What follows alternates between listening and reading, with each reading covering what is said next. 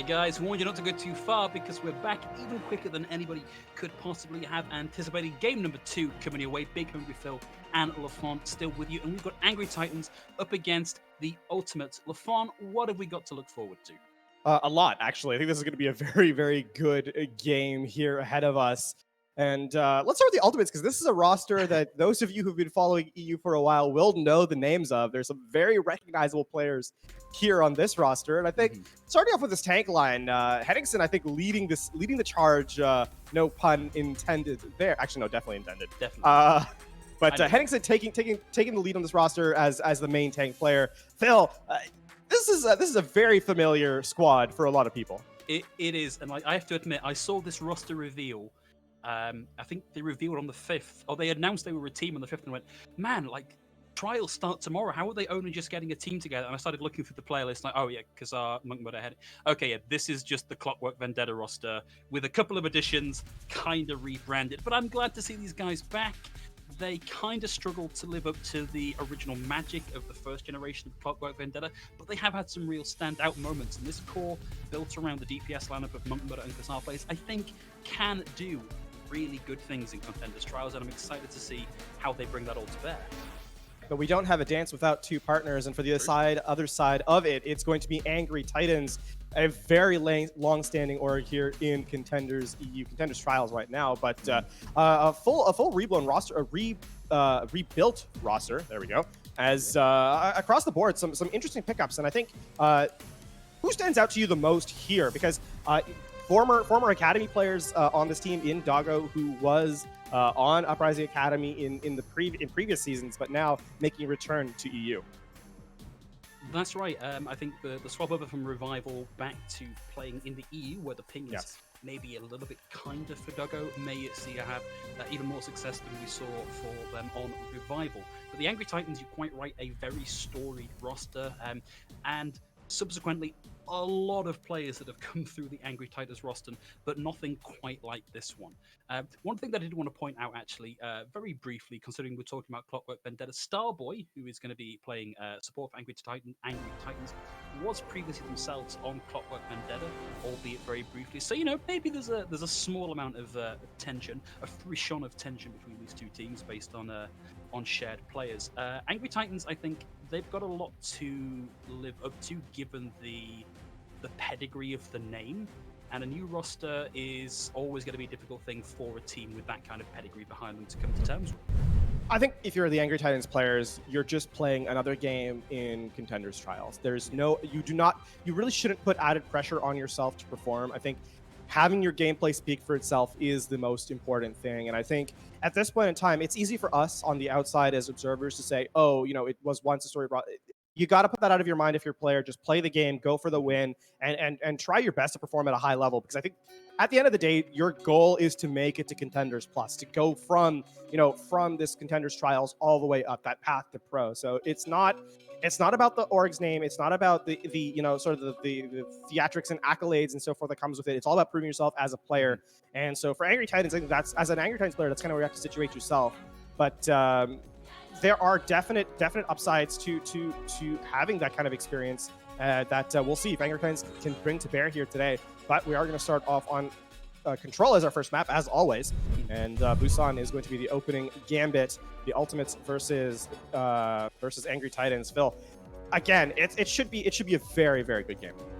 It should. I mean, the quality of the players on these teams, particularly the big names that stand out from having played on previous teams before, but also the maybe the unknown rising talent. You know, and I'm looking at Sir Majed and Chocky Milk in particular here for this one.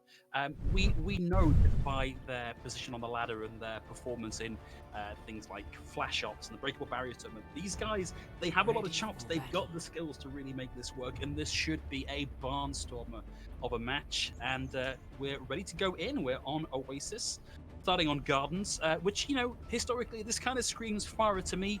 Don't know if we're going to see that in the meta that we've got at the minute. No, I would expect to see from these teams a fairly standard setup in terms of the expectations of team composition. So likely the double shield, likely the Genji Ashe as your sort of DPS look. And at least initially, one team is definitely providing that. Angry Titans going certainly standard early on. No Ashe, it is going to be McCree, so mirror that part out. Yeah, interesting though from the Ultimates, different line of almost across the board. So, well, no, sorry, we've got a May and we've got a Reinhardt in, so they're going to be looking to get in and brawl. Angry Titans backing out of their initial approach, want to get the wrap around here because they know they've given up the high ground now to the Ultimates. Big pull will bring Henningsen down onto the low ground, bring the rest of his team into a significant amount of danger. He's not really got any way to get back up and contest. Wall out from Kassar plays, stops that rotation, comes to the main, and first one goes over to the Ultimates with no blood exchange so far. Sir Majed falling down to 1 health here.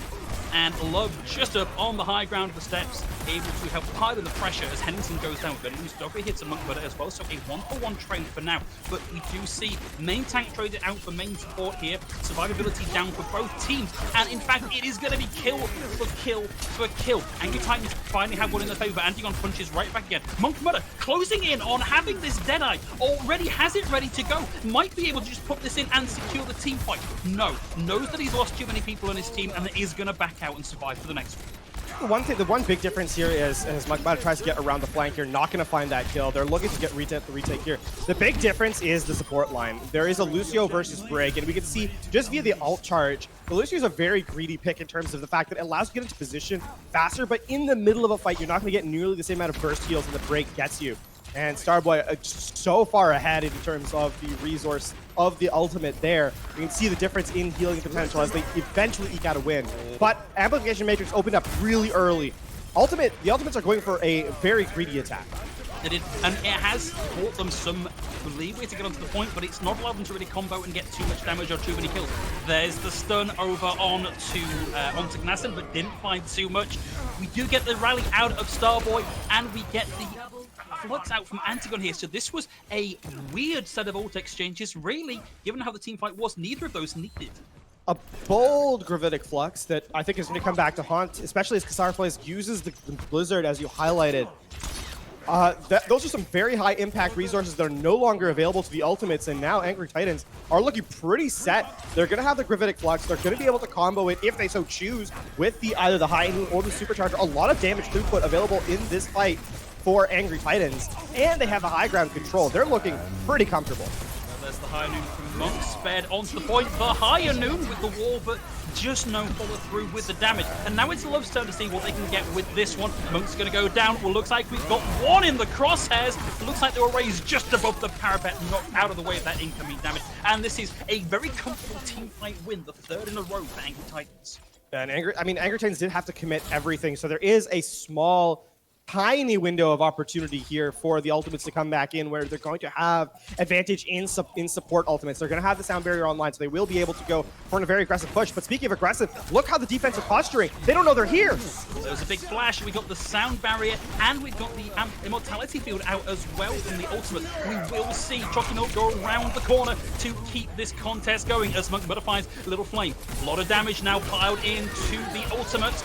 But it looks like they've got the numbers advantage, and they've got the Monk Mudder advantage as well as he scores the third. Doggo takes advantage of that opening, and Monk Mudder goes down. Kassar is able to find Starboy. Doggo on the high ground, keeping this contested, but can't stop the flip coming through. Kanasin will find Chucky Milk, but with just him and Doggo left on the point, that is going to be it for the fight. Going to escape as she gets back to spawn with her team. And now this is going to be a question of, was there enough time bought by the Ultimates to get their resources online to counter the nature of that fight? That was a stall fight from Angry Titans. They didn't expect to win. They were just going to build resources and buy time, and maybe they'd get lucky. But now they're coming back in. They're going to have the Gravitic Flux. They're going to have the Dragon Blade. There is tools available, and they get the first pick off too. Oh, that's absolutely huge. Sir Majid down. Blizzard's going to be thrown in here just to try and stop some of that follow-through damage. Love bursts the holding the wall, has one in his sight, and Tegan goes down, a scant 9% away from that Audubon, and now it's Dragon Blade time for Little Flame, going toe-to-toe with Chucky Milk, finds them, takes them down. Monk Mudder out of the fight at 99 to 85. This has got to be the cap here for Angry Titans. It absolutely is, and don't let that 85 fool you. Angry Titans were in significant control for a large portion of that round as round one goes in their favor. I really like that hold that came through. It may have looked at least like a botched hold that they were going in, they got caught out, but they forced a ton of resources out and meanwhile built their own up. So Angry Titans in fantastic position after round 1. Heading over to round 2 though, we are going to go to City Center. And Phil, I think an evolution is absolutely necessary for both squads. The team comps will have to switch up here. I don't think the double shield will get much of a look here on City Center. It's interesting just watching the Ultimates lineup there, spinning like the slots of a roulette, trying to decide what they were going to run here. And I kind of like this pick, the dive with the Pharah. We've seen this already do quite well this evening. And with Monkbutter coming back in on the Tracer, there's a lot of space control for the Ultimates. There is certainly a lot of availability. The one difference here is the spam is going to be available from the sky for Kassar plays versus Little Flame trying to farm in the backline. If Kassar players can get into position, this could be a really dangerous proposition. Oh no, wow. Doggo able to get in and takes and match it out straight away. And love finding the second. This is already a really unfortunate fight for the Ultimates. Kassar players is going to try and get out, but that is it. And, well, Henningsen right into the waiting arms of love. That's not something you expect to hear in Overwatch very frequently. Kassar players going to switch off the Pharah. We're going for a Genji look here. All right, so this is looking a lot like GT Dive of old, the only difference being the break instead of Lucio. But welcome back to the archives. Nostalgic? Yeah. Yes, Welcome back to Nostalgia Watch. Little Flame already out of cover there, pressuring them down and getting very close to having this EMP online. A scant 1/5 of the way through, and Low about to throw this pulse bomb into the back line. Gets it round the shield and will take out Chucky Milk, but it's a 1-for-1 trade. Little Flame is down. Meta focused down by Crocs though here. Looks like the Ultimates are still in this fight for now, but they are at a significant disadvantage. It's going to be Sir Majed desperately trying to hide, not able to make that work. But Kassar Plays is starting to be the difference maker here. He's getting picks and he's already charging up this Dragon Blade. For them, they've got to go against the Moira of Doggo here, so they're not likely to be able to win that fight from the Genji's perspective. That's going to buy time for the respawns to come back in. Henningsen's so low already, forced to retreat, and Angry Titans are looking in position to keep this hold going. And really, just all of the ults in the world to throw at this. Doggo's going to get the double with the Coalescence, and it is the support lineup for the Angry Titans that want their turn in the sun, and they're going to push right the way up to enemy spawn. The only thing about Busan is that you can't shoot someone who's inside those doors, so you just stand there looking a little bit foolish, maybe waving hello, asking how their day is going. Here's the problem, is the win condition right now is going to be, I think, the Dragon Blade from Kassar Plays, but Little Flame can shut it all down with an early EMP that just sort of sets up big events for victory here. Oh, and that's big. Kassar Plays is being kept alive, but Sir Majid goes down, and they really wanted that combo. They wanted the nano boost on top of it. Monkmutter is going to be able to equalize, but just as quickly, we see Doggo go down. Starboy now pops the sound barrier, and it's going to be down to the organic, the raw food blade from Kassar Plays to try and make this work, but he can't find any value with it and will get rolled by the Wrecking Ball of Knassen, and this is looking like a 99-0 shutout in favor of the Angry Titans. Henningsen's able to get Crocs here, but Doggo with the Coalescence once more can do all the damage in the world, and there's no way of blocking it unless, of course, Monkmutter can find the clip into the back of the head. But again, the numbers are just not here sufficiently for the Ultimates, and Angry Titans are just going to grind out this clock. Henningsen has started to make things work a little bit here. We've got 2 kills. Chucky Milk finds the 3rd, and what looked like a lost fight here for the Ultimates might just allow them to get back in on sufficient numbers to flip this back around. There's still a stall coming back in, so it's going to be all about the respawners here. The tag comes back in yet again from Angry Titans, and with Doggo back, there's still a possibility for Angry Titans to hold this one out. This has been such a strong attempt at a recontest here. Knassen with the power driver, generates the mines, drops the payload. Monkmutter goes down, and with the mines on top of the supports and the EMP to round things out, that is it. A valiant pushback from the Ultimates, but the Angry Titans, far too angry, far too large. They take Oasis. Stay angry indeed. That was a real, just excellent stall from Angry Titans. They are staggering back in one by one until their respawns came back in favor, and with just superior resource economy, of course, they're going to be able to hold that one out. I mean, they had the Pulse Bomb coming online, the EMP coming online, and Knassen with the beautiful Minefield Pile Driver combo to get a 4K at the very end is what helps them close it out. Credit to Angry Titans, a very dominant first round, all things considered, and setting themselves up for success here after map number 1. the difference maker here is, Lafon? Like, what is it about what Angry Titans were running that meant that the Ultimates just couldn't find their footing on the point, particularly on that second round where they got 0 on the board? It's the big difference. I think. Well, the big difference on the first point was that recognizing their win condition and ult economy of both themselves and the enemy team. That's really what stepped up point A, or the first round for Angry Titans, is putting themselves in a chance to win by draining resources away from the opposing team. From the second round, though, I think they just played a better dive composition. They got into position faster, they got the first pick off faster, and based on the fact that first fight went to Angry Titans because the Pharah just wasn't able to get into position, you are at a losing advantage in dive v dive because you're just rotating ultimates, you're rotating cooldowns, and every time the ultimates were walking back into an ult fight, ironically without those ultimate resources that they desperately needed to even things up. And in the one fight that, sort of things were sliding into Ultimate's favor, then Angry Titans just came in clutch, and that made all the difference in the world. Still, at least we did see some signs of life from the Ultimates, particularly on the first round of Oasis. It just felt like they couldn't quite find the momentum they needed, and I wonder how much of that was compositional. You pointed out that they were running the Lucio rather than the Brig, and so their healing output, their ability to protect their teammates with shielding, with shield bashes, with displacement from the whip shot, just wasn't there. So, coming into this next round, are we maybe expecting to see some adaptations from the Ultimates?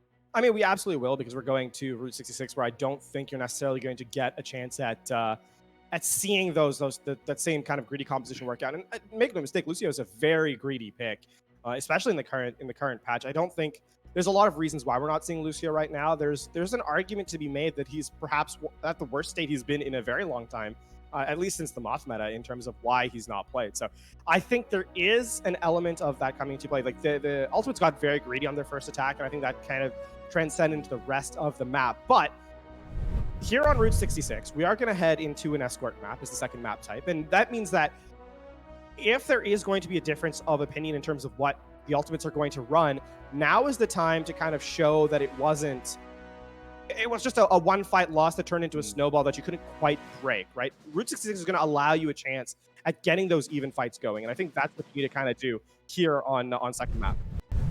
One thing I would like to see is, I don't know if you particularly followed EU Contenders back when CV were first in their heyday, but one of the things that Monk Mudder was famous for was this Ana Widowmaker flex. Obviously, that's no longer on the cards. I'm not expecting him to be able to flex that anymore, but he has a mean Widowmaker. He has a huge amount of potential. Looks like we're not going to be seeing that just yet, but boy, that would be a sight to see. I think he can still put out a lot of work on the Ashe. I mean, the Ashe is still a very solid pick. And Monk Meta is not going to surprise me with his mechanical prowess. It's anyone who's following Contenders when Clockwork Vendetta were in their heyday knows how good he is, and so I'm not at all surprised by that. In fact, if you weren't watching CV back then, what were you doing? Go back and find the most one of the most entertaining series of Overwatch or teams in Overwatch we've ever seen. Quite right. Well, coming out the gates, we've got that mirror matchup with the Genji and the Ashe and the double shield. Dropping milk on the high ground, just using that third-person perspective to get a little bit of an idea of working. Sark plays so greedy. Yeah, looking for that ultimate. He gets 16%, so it's not bad, but if he had gotten down there, that would have been a very disastrous situation. That would have been point A, pretty much put on hold until we get to those doors again. Fight in. Very low. Chucky Milk still on the high ground. Monk Mudder with all the space in the world to find headshots. Shield very low there for Kneisen. He'll be able to get out of that just about. And Kasarplay is now closing in on 60%. Back up onto the high ground. Payload stalling for now, and Kasarplay is looking for the dash through to follow through the TNT. Monk Mudder with the double rounds out that team fight, and this is where the hole's really going to start up. Oh man, if Crocs gets, there's no way he gets out alive. Oh my goodness. Oh. That was close. Could have been much closer. Zago, quite a bit of ult charge actually, so up to that 85%-ish mark. In this next fight though, it is all ultimates here, literally, as they're gonna have a ton of resources online. Monk Meta with the Bob, combo the Bob with a blade for the full fight. Wow, what a displacement there. The bomb thrown right the way back, thanks to the whip shot from Starboy. Means that he's not getting a huge amount of value, but now it's Kazar into the backline. Down goes the Immortality Field, and making themselves scarce are the Angry Titans, but it's not going to stop Kazar Plays finding Crocs, and now toe-to-toe with Love and his opposite number. Oh man, Starplay is so very weak. Has to hide in the corner till Sports can get to him. Low going. Love down yet again, and it feels like at this point the Angry Titans have no solution to the high ground that is being abused so beautifully by the ultimates. Little Flame going down yet again. Another stall out. Starplay is going to serve. Yeah, going to survive more than easily here. This is a reset time. You need to buy time where you can have an ult dump for. If you're not able to retake the high ground, you need to just brute force it from Angry Titans. And I think they need to wait for a time when they just have superior economy, which is coming up very shortly. 5 ultimates going to be online this next fight for them. See the amplification matrix to start things out there from Sir Majid, and it's going to make everybody just that little bit more deadly. And Chalky Milk helping to find Doggo, and even just losing that one, and the displace there from Chalky Milk sends Knassen down, and another big hold there for the ultimates. 1 minute 20 seconds left on the clock. They now have ultimates to work with. This has got to be the fight that makes it happen for Angry Titans. They use the rally though. They thought the last fight was going to be the one that they were going to commit to, but Doggo goes down early, and without your Baptiste, you're going to have a really rough time staying through. So they don't have the rally to kind of counter out this Dragon Blade. So Xar Plays can, I was going to say find value. Instead, he's going to be sent back to the spawn. This is the opening now that Angry Titans needed. This is absolutely huge, particularly when he comes to the Kazar Plays, had that Dragon Blade ready to go, and it's dueling Bobs. Butler for Butler on the point right now. This is going to be the first of 4. Crocs and Love able to get the double there. Henningsen now down, and Love on the low ground looking for those high ground picks. Will get the triple. Little Flame finds Chucky Milk, and with just 40 seconds on the clock, we're going to see this roll through towards the end of point A. This is now going to be the duel of the Dragon Blades, as that's basically the only thing that's the really only damage thing throughput on this map. The difference is that Henningsen is going to have the supercharger, so there's a dash slash combo available for Xar Plays. Little Flame is going to have to do this vanilla style. Is there a contest available? There's been a couple of really good knockbacks. There we go, we get the Dragon Blade out from Kazar Plays, finds the triple into the back, Immortality Field out, and he's going to chase Crocs all the way to the Mega Health Pack. That was so close to being a no contest on point A, but they've got this fight, and they've got it in overtime. Kazar Plays is going to chase down Knassen, Chucky Milk with the finisher, and I don't know that Angry Titans can touch this. Simply cannot, and in the chaos of Kazar Plays' beautiful blade, gets 3 kills off 1 slash, essentially. Well, Flame tried to get a counter blade out. They weren't able to. A little lackadaisical there from Angry Titans. They didn't have a plan of attack after their attack failed, or after they failed to prevent the contest from coming through. And that is going to be a full hold on Route 66. Right, Angry Titans going to need the fuller hold if they want to take this series here. Otherwise, we'll be going to our 3rd map. It is, of course, first to 2 during Contenders trials. But just to go back a little bit, is the chutzpah there from Kazar Plays to go for that blade when there wasn't even a guaranteed touch for the contest was a ridiculous, near suicidal level of bravery. The absolute faith in his team, though. He knew that the supercharger was going to be down from Henningsen. He knew he had the damage that he needed. And on top of all that, he knew that someone would touch the point. There is nothing worse than the team that has a plan and then does not follow through on it because one player kind of chickens out or gets cold feet, right? The fact that that is not the case there, Kazar Plays sticks to the plan of attack, and it works out so beautiful, shows that it doesn't matter how bad the plan is if everyone executes with you. And I think that was a good plan, so that speaks even volumes louder about what was able to be accomplished there by the Ultimates. Now, though, a close hold going to be coming through from Angry Titans as they're playing an old-style composition here as the May Reaper comes into play. This is like the first thing that was suggested as an alternative to Goat, and Goat was shut it away from us. And this is aggressive. This is really aggressive. Starboy able to find Monk Mother, so this is already paying dividends for them. Look at the ult charge that is already on the board for these guys. I'll go halfway to 1. Gonna see Crocs take a dive, though. This is unfortunate. Yeah, Crocs press shift and then missed the pin onto anything. I don't even think he was trying to pin anyone. I think he was trying to pin into a wall or something, but missed. So he fell off the map.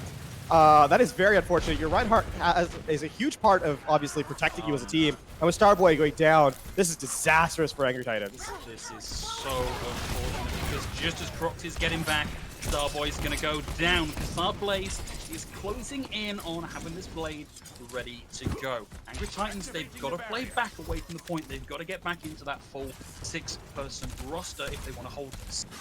That Doggo does have her Coalescence online here, so they will have an early fight where they have healing advantage. They need to go now. Beautiful roar stops the line of retreat. Monk Butterwell's got a line of love, and Kasapa is able to find Doggo in the middle of the Coalescence. Gets Little Flame here as well. Now looking to chunk down the big health of Crocs. Will find it, and now Ultimate's in charge of the payload and rounded the corner.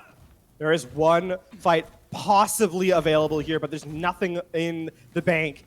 And coming into this, you have to think that the Ultimates have all the cards in their hand. That Angry Titans need a miracle just to even touch the point. Never mind clean this fight. All right, they've got that touch, they've got no ultimates, and they are closing in on the amplification matrix from Sir Madjet, who has the high ground. Crocs falling incredibly low, heavily pressured out. Love and Starboy taken down. The sound barrier out from Starboy was not going to be ready in time. And as the dash resets come through, as the blizzard fades, that is going to be it for Angry Titans. The Ultimates put on a clinic on Route 66.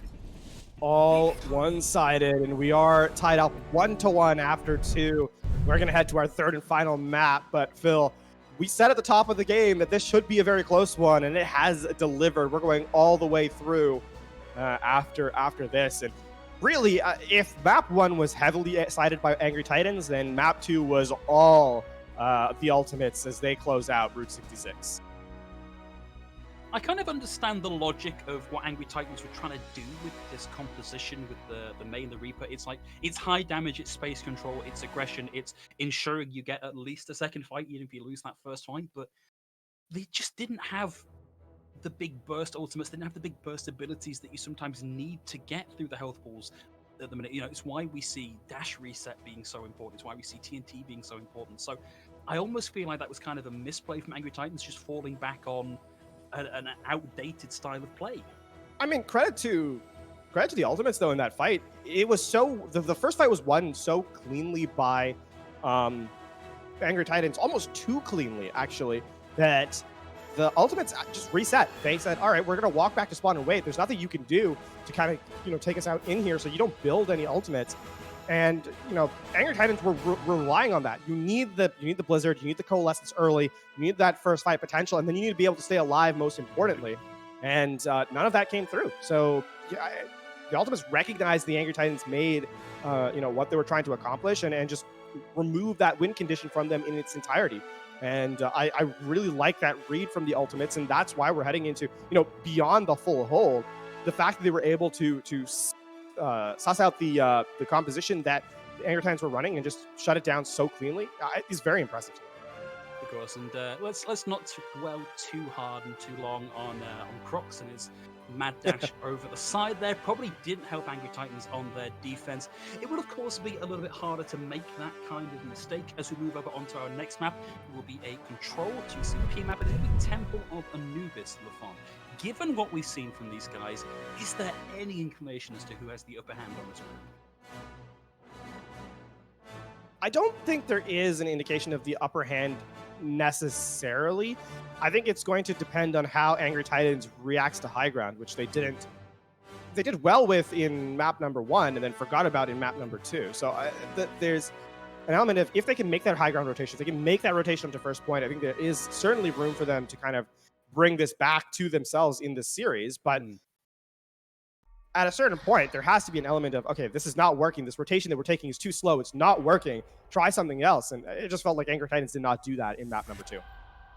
Okay, well, plenty of time now for the Angry Titans to make up for that less than stellar performance on the previous round as we move over into Temple of Anubis. I'm just going to wait for these guys to get out of spawn and see what we've got coming your way. And it looks like we're going to have a side swap here, and I believe the Ultimates coming out on defense first.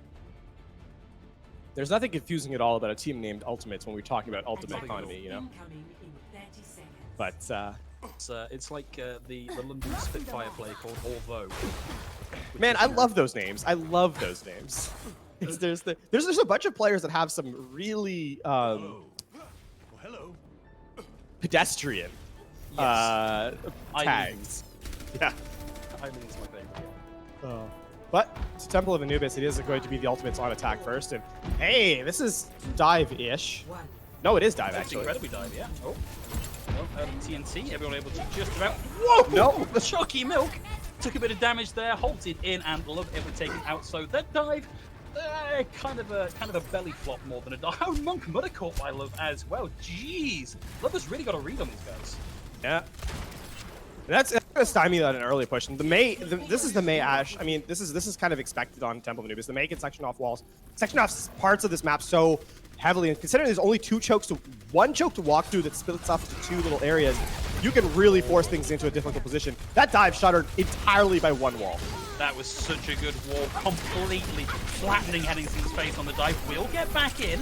Mortality Field now forced out for Angry Titans. And we've got to have to deal with that. And Chucky Milk gets the first pick. And with Little Flame gone, suddenly this space control ability of the Angry Titans is no longer on the table. If we can see the Automates get another pick here, this is going to be their fight. But Kassar Blaze gets caught out by Love, gets cornered with no abilities, and gets meleeed out of it. Monk Mudder still alive though, as we see the Automates start to wend their way towards the point. Looks like they might get a tick for free here. So Magic's going to go down, but honestly, what they've invested, this is not bad for the Ultimates, even if they lose this one. Yeah, I mean, they're going to get that first tick off. To commit the Primal Rage, I think they might be switching here. Henningsen might actually end up switching to Orisa. I would not be surprised if that comes into play here. The dive was not, they did not get into a position that they needed to. No, I was going to stick with the Winston. I mean, the Primal Rage may come back to something they need as a long distance sustain. This is going to come down to, can you get the Nano Blade off? And it's going to come down to DPS execution. The dive is going to come down to DPS execution. Can you get the Nano Blade off? Can Monk Mudder get a good pulse bomb kill? We're going to see ults coming out already. Rally and and Amplification Matrix, and that's the quick double. Kassar Blaze and Samajed, they committed the ultimates, and the ultimates did not do them any good whatsoever. A complete shutdown onto that by the end. I mean, that was the Nano Blade that was entirely ineffective. The Immortality Field and the Amplification Matrix dueling just to keep Crocs alive. Such a healing throughput there from Doggo. Absolutely insane, and that was the major win condition that the Ultimates had. They needed that Nano Blade to get at least a kill to start snowballing things in their favor. Now they have to all in with the double bombs, but you're hoping that Monk Mudder can get a clear pick-off on, maybe Doggo perhaps. Such an unlikely sequence of events. Right, of course, always difficult to get too much around these shields when you've got the self-destruct in over the top. Lands wide, nothing out of that one. Both bombs missed. Magic once again. Kassar Blaze gets the trade out, but that is going to be it. And with the pop up onto the high ground for the wall, there's the freeze onto Antigon, the rock, the D-Mech, and then the slow stagger kill. Kassar Blaze still here, but the Blizzard's going to come in. This looked like a one fight for the Angry Titans. I don't know that they needed that particularly. Henningsen will get the roll down onto Little Flame, but Angry Titans still in control. No, they absolutely needed that. They absolutely needed that Blizzard. Kassar Blaze was actually about to take down Little Flame. So the fact that you make sure that, and on top of that, Doggo had also died. So that I think that commit from the Blizzard is 100% the right play. Monk Mudder going over to the Widowmaker. You're looking for hero plays now. 40 seconds remaining. The Gravitic Flux is still online. The only thing is, the Sound Barrier is available. The Gravitic Flux can be used to zone out if this fight gets too late. Well, we've got to see something start this out. Early Sound Barrier. It's going to be very aggressive. It will probably all have run out by the time this Flux comes through. Flux completes, and Henningsen takes a huge amount of damage on the follow through and falls. Here's another blade from Kassar Blaze, but the Immortality Field stops that coming through. And with just 10 seconds left on the clock, and with the members of the Ultimates falling by the wayside, this is looking like a mostly point A hold for the Angry Titans. There's only the Lucio to contest, and goodbye. Good night. Tagged by Henningsen. Monk Mudder will get one. Kassar back onto the Tracer, but immediately met by Love. Henningsen down, and we might get the last contest here from Antigon, but that's it over. And now, Ultimates need a complete hold, a complete shutout on Anubis to take the series. They do. That means that, as you said, there is a win condition available, 1/3 of the points. It's not a lot, but it's something, right? And for Ultimates, that's what you have to hold your hat on. You have to go for the fuller hold and say that, we full held on one map. Can we do it again on another? You never know. That may end up, that 35%, that 37.7% may be the difference maker that the Angry Titans are wishing they hadn't given up. But considering how dominant that shield hold was, you got to feel that the Angry Titans are feeling pretty good about themselves. Just to talk about something maybe slightly meta-related for the minute, there's a lot of griping on Twitter and on Reddit about how strong Genji is at the minute. But you saw Kasar plays with the Blade, with the Nano Boost, just completely shut down by all of the CC and all of the space show that you can have a Genji on your team, but they've still got to work exceptionally hard to make Angry Titans have it work. No mistake, Genji is a very strong character right now. No one's arguing that. The problem is, you can't send a Genji in alone. He's still a very squishy target. He is a burst assassin. You know, there's nothing about him that screams solo carry. You need your team to be alive to kind of get that value, especially when you're going to a double shield, right? You have to fight through the immortality field. You have to fight through the armor and the shield bash of the Brig. Like the Genji still has a ton of value that needs to be gained from the rest of his team before he can do anything. So yes, the Genji is really strong, but your team needs to be there with you to help you out as well. Gonna see Love starting here on the Widowmaker, and given how hard he was making life in the early game for the Ultimates, this could be a devastating pick, but it's a slow roll approach to the point for now. Gonna wait for the rest of the team to go through and then buy some sight lines for Love. Finds a dink there onto Antigun. Luckily, that dink back onto Love is right by Mega Health back, so no harm, no foul just yet. But Angry Titans are already disputing this high ground position. See Little Flame come back, try and deal with Love. Back to point for now, and Ultimates are already back on point. This is not great. Love now wanting to go toe-to-toe once more with Kasar Plays. Once Kasar Plays is down, Love is going to have free reign here. Kasar Plays has had to play this so carefully because he needs to stay alive. Starboy going to go down. This has been a bit of an odd split push by the Angry Titans. They're looking to take out the Genji, and Kasar Plays was playing more bait than anything else. Stays alive, so he buys time for his team to get back into position. And I don't think necessarily Kasar Plays dying early is going to make much of a difference at all in this next fight. He's going to be back in time. So Angry Titans need to commit to a target. They need to commit to a fight, not take two separate ones. In for a sight up, and Little Flame finds Sir Magid. Sir Magid was able to get the amplification matrix out, but with the sights up, nobody can really take advantage of that just yet. And now we've got the floats from Knassen looking for value, finds one, and Little Flame with a dash reset gets the double. It's going to be down to Kasar Plays with the Blade, and it's just too little, too late. As Starboy whips him out of it, Sir Magid tags back in with the Lucio, but that is it. A third and a bit, and the Angry Titans take the series 2-1. That is back-to-back maps where the one team was firmly in control, and excellent hold there from Angry Titans on the defense, and then their offense was not shabby either. And you know, a good read from the Angry Titans to just buy time, get those pickoffs, and then have just the superior ults and just run them over. You know, you dump 6 ultimates in, and there's not much else you can do to kind of defend against it.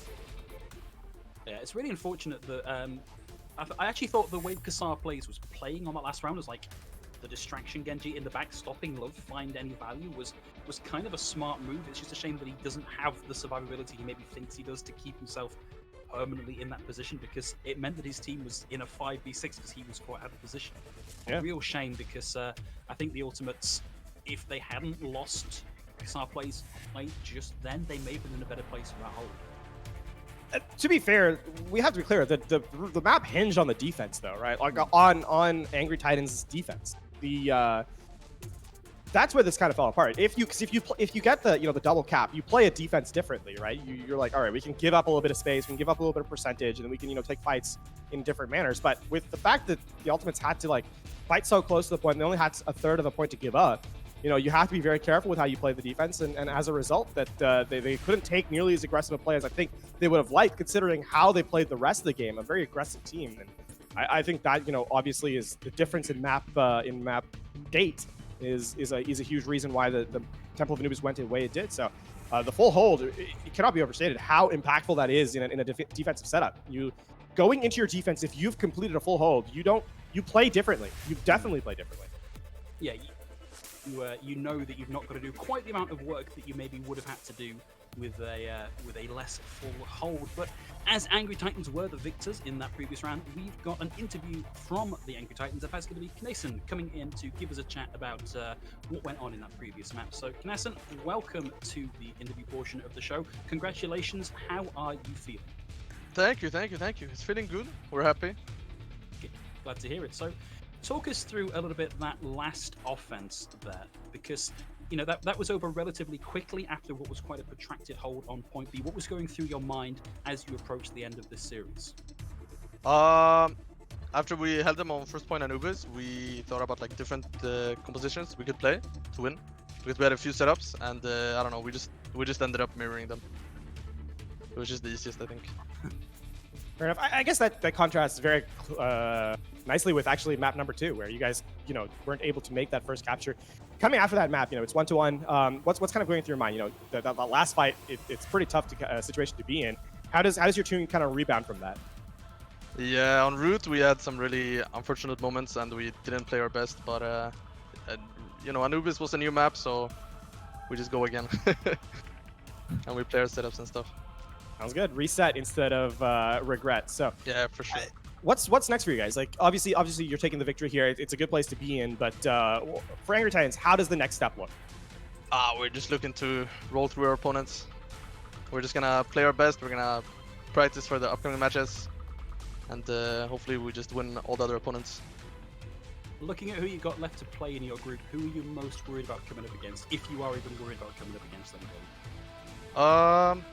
I would probably say Roar would be hard, I think. But I think we can beat them. Okay, great. I like the confidence. Right, Nelson, thank you very much for coming and joining us today. Congratulations again to yourself and the rest of the Titans. Please go and enjoy celebrating that win with the rest of your team, and we look forward to seeing what you and the rest of the team can do in the rest of Contenders trials. Thank you. And from myself and from Lafon, I'm afraid that's all we've got time for on today's broadcast. Thank you very much for tuning in, and thank you, of course, to the teams for taking part, and all the guys back at Reflash and Monkey Bubble for organising all of this. There is, of course, a lot more Overwatch coming your way over the next 2 days as we continue the coverage of the Contenders Trials EU period. Lafon, before we go, any last words? I mean, stay tuned to the fantastic games that are coming up this week. Tier 2 needs your support, and there's been some fantastic Overwatch played and even more to come. And good night, everybody. Thank you very much again for tuning in.